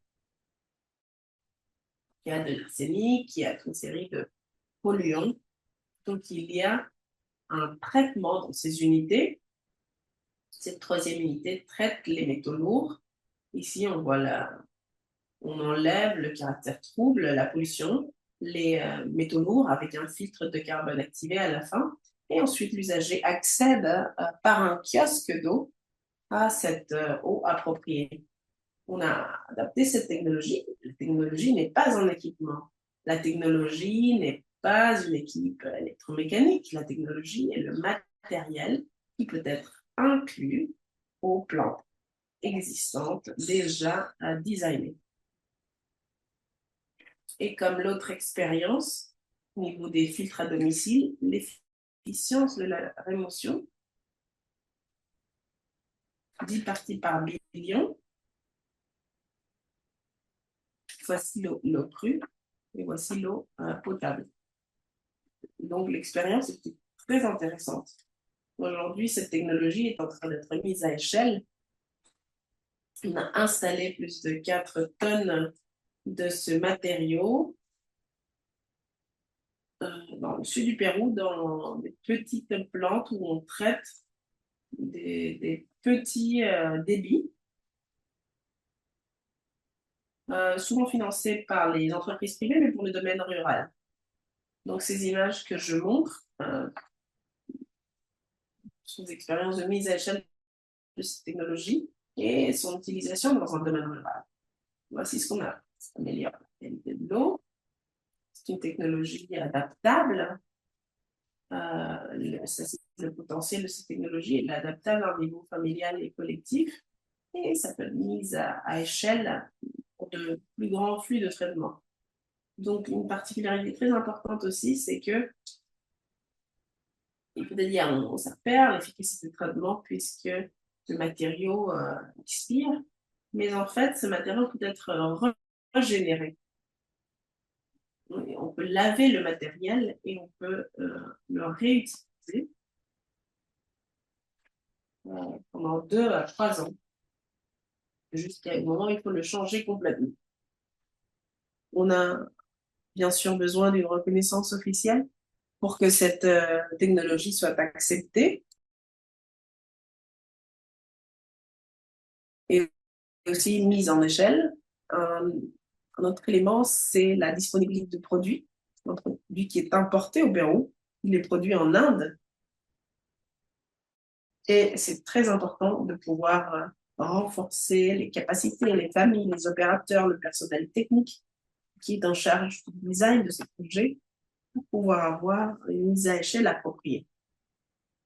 Finalement, la validation dans cette expérience qui nous a permis de valider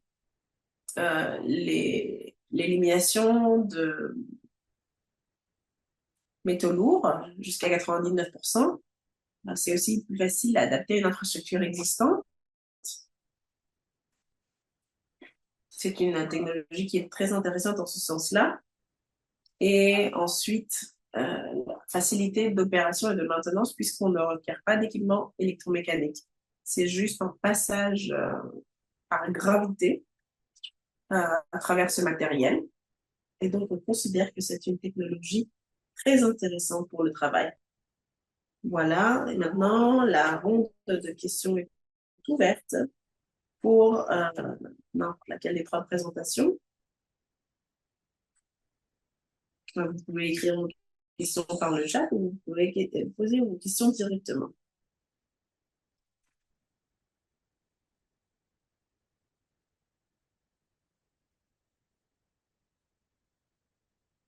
Des questions pour Ingrid, pour Anthony?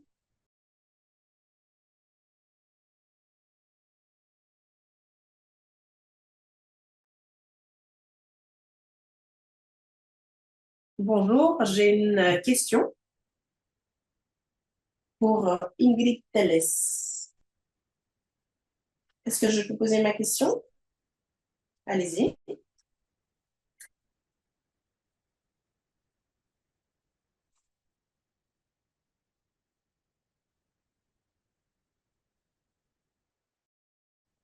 Je peux poser la question? Oui, allez-y. Alors, docteur Ingrid, c'était très intéressant. Ce que j'ai entendu, c'était très intéressant.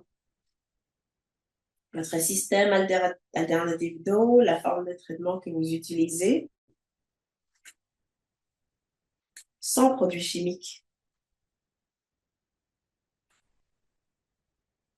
Euh, quels sont les paramètres bactériologiques pour l'utilisation de ce système?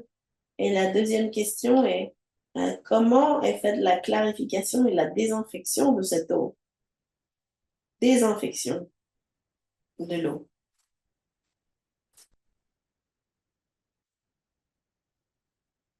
En fait, une question répond à l'autre.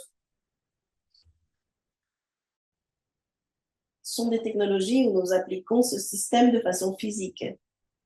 Et avec ceci, nous sommes dans les standards d'accès à l'eau potable au Brésil.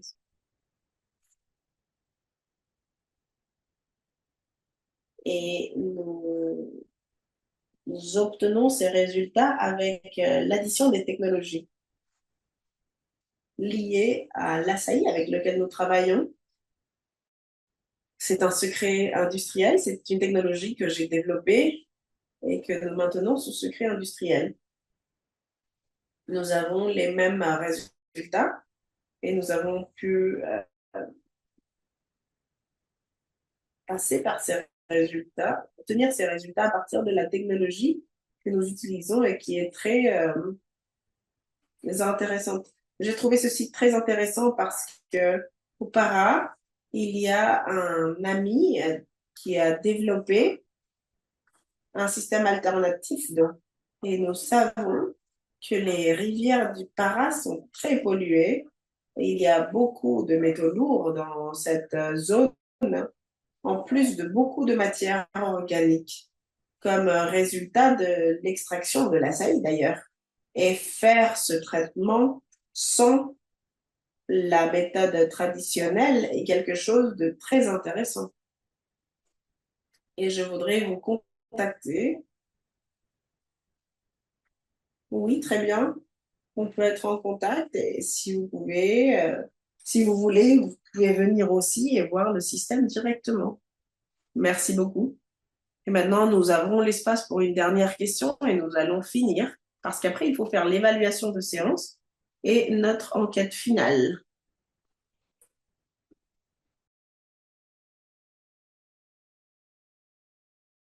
Dans la compagnie bolivienne qui paye le producteur rural ou est-ce que vous avez des subventions? Anthony, vas-y. Merci beaucoup. Notre cas est très particulier puisque souvent, celui qui nous paye directement, c'est le producteur rural.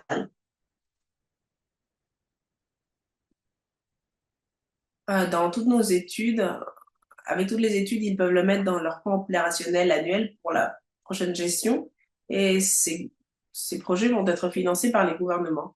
Mais au début, c'est les membres de la communauté de façon directe.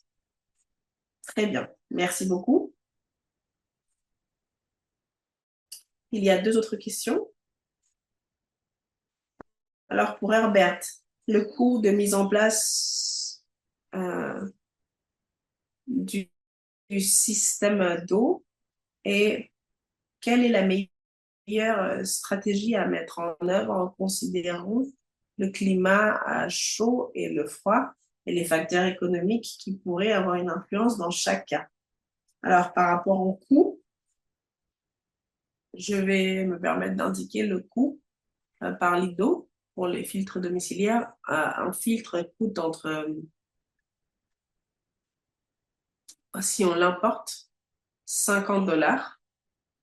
Le coût de ce filtre est entre 100 et $120. Et le coût d'un kilo de ce matériau est $30 au Pérou. Ça, c'est le coût environ. Par rapport au climat, en fait, les considérations qu'il faut tenir en compte dépendent du contexte. C'est une technologie par absorption. C'est une nanotechnologie par absorption dans laquelle l'eau passe par les filtrants. Quelle était l'autre question, Nancy? Non, tu as déjà répondu à toutes les questions. Merci beaucoup. Vous avez les contacts de toutes ces initiatives très intéressantes. Pour plus d'informations, vous pouvez contacter les entrepreneurs. On finit la séance d'aujourd'hui avec quelques minutes de retard. Nous avons vu les différentes options technologiques. Nous avons identifié les principaux critères. Il y a plus d'autres critères additionnels que vous avez signalés qui sont très intéressants. Nous avons vu notre outil pour faciliter les options technologiques, un outil qui complémente notre gestion, notre connaissance, qui nous donne des informations additionnelles très utiles. Dans les groupes de travail, vous nous avez mentionné l'utilité et la versatilité de l'outil. Et nous avons aussi connu des expériences technologiques innovantes du Brésil, de la Bolivie et du Pérou. Très bien. Nous vous attendons vendredi prochain pour développer notre séance 8 dans le même horaire. Mais avant de partir, on va aller sur notre plateforme. Et sur notre plateforme, nous avons 2 dernières activités. Une première activité, nous allons faire notre examen de séance. Donc, vous entrez dans cette partie, module, séance 7, notre examen, module 3, séance 7. Et à la fin, vous allez trouver l'examen de séance. L'exercice de renforcement de séance est activé en espagnol, en français. Si vous continuez de descendre, et en portugais. Donc, vous pouvez sélectionner le pays pour faire votre évaluation de renforcement de la séance numéro 7. Donc, il y a 5 questions très simples qui ont été discutées pendant la séance que vous puissiez remplir. Et ensuite, la dernière tâche qui est en suspens, c'est de noter notre séance. Donc, vous entrez ici sur Survey et vous allez trouver l'information que nous avons développée dans toutes nos séances pour pouvoir évaluer, mettre une note à notre séance. Donc, on va vous demander de remplir l'évaluation de renforcement et ensuite compléter en cliquant en espagnol, en français, en portugais. Vous cliquez et vous remplissez l'information liée.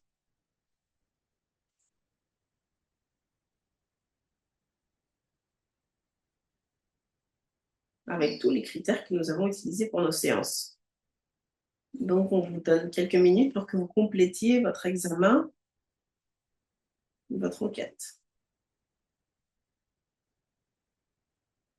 On vous remercie pour votre participation. lorsque vous aurez complété ces 2 tâches, vous pouvez partir et on vous attend vendredi 18.